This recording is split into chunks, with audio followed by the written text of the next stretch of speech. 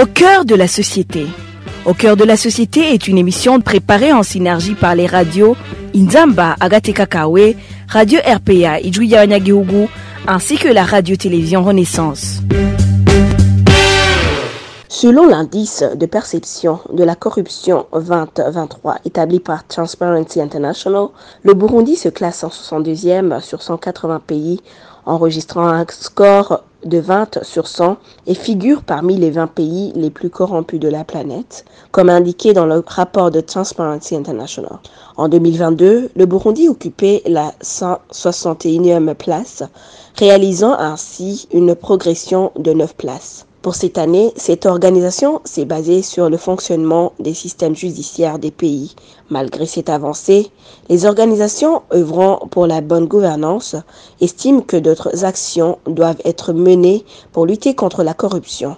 Quelles sont ces actions? La réponse à cette question se trouve dans ce mini-magazine au cœur de la société. À la présentation, vous êtes avec Alexandrine Kieza. Bienvenue.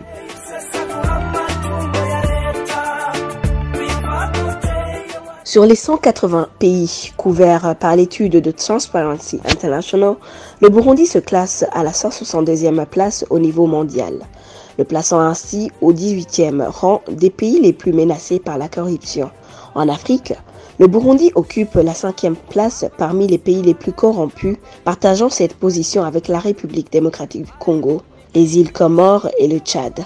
Dans la région de l'Afrique de l'Est, le Rwanda se positionne en première place des pays les moins corrompus, occupant la 42e position mondiale, suivi de la Tanzanie à la 87e place, du Kenya à la 126e place, de l'Ouganda à la 141e place. Le Burundi et la RDC partagent la 172e place, le Sud-Soudan est la 167e place, tandis que la Somalie reste le pays le plus corrompu au monde en se classant à la 180e place. Au sein de l'observation de lutte contre la corruption et les malversations économiques, on salue cette avancée du Burundi, même si elle n'est pas significative. Cependant, on déplore que le système judiciaire affiche toujours des failles pour sanctionner les auteurs de ce crime. Jean Douimana, porte-parole de l'OLUCOM, exprime ses préoccupations. Nous avons remarqué que les pays, évidemment, ayant un système judiciaire fonctionnel correctement, a progressé et a de bonnes notes. Mais les pays ayant une note moyenne, ce sont des pays qui essaient d'investir dans le bon fonctionnement du système judiciaire. Nous avons remarqué que le Burundi a une note de 20%. C'est une mauvaise note suite aux ingérences dans le système judiciaire par rapport au pouvoir public. Nous avons trouvé que le Burundi et la RDC viennent presque en dernière position parce qu'ils partagent 20%. C'est-à-dire que ces pays n'ont pas d'un système judiciaire bien fonctionnel. Au Burundi, très récemment, dans ce rapport, on précise qu'on vient d'emprisonner plusieurs magistrats, alors que ce sont les magistrats qui assurent un bon fonctionnement judiciaire. Et le Burundi aussi n'a pas de système de répression des délinquants en matière de lutte contre la corruption, parce que la loi portant répression des actes de corruption et la corruption n'est pas du tout efficace. C'est une loi qui se dirige vers les petits corrupteurs, les petits corrompus, et tout en ignorant les grands corrupteurs, les corrupteurs politiques. Selon Faustin Ndikumana, directeur national de la PARSEM, la justice burundaise ne peut pas réprimer la corruption sans le soutien d'institutions spécialisées. La corruption dans un pays, c'est comme un ennemi qui attaque un pays. Or, pour combattre un ennemi, pour mener une guerre contre un ennemi, il faut une stratégie, il faut un plan de guerre. Il faut des armes suffisantes. Il faut des actions concrètes, des plans pour combattre l'ennemi.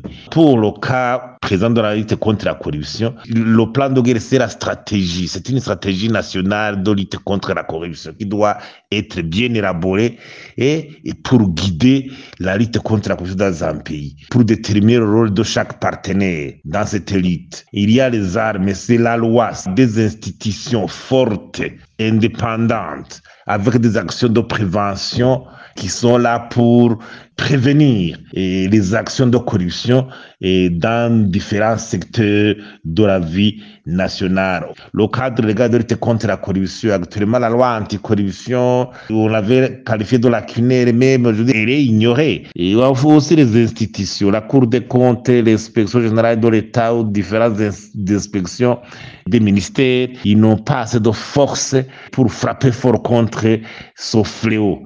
L'indépendance au niveau du fonctionnement, les moyens humains, matériels, tout sera artère. Le résultat, la justice ne peut pas réprimer la corruption sans institutions spécialisées. Et en classe, les brigades anticorruption, la cour, les parquets spécialisés dans la lutte contre la corruption. Et l'exemple de ces institutions renforce l'action de la justice. Mais actuellement, ces institutions aussi n'ont pas suffisamment de force. Il y avait même une tentative de les supprimer, vous le savez. Transparency International a appelé dans ce rapport les gouvernements à donner au système judiciaire l'indépendance, les ressources et la transparence nécessaires pour punir efficacement tous les délits de corruption et assurer l'équilibre entre les instances au pouvoir.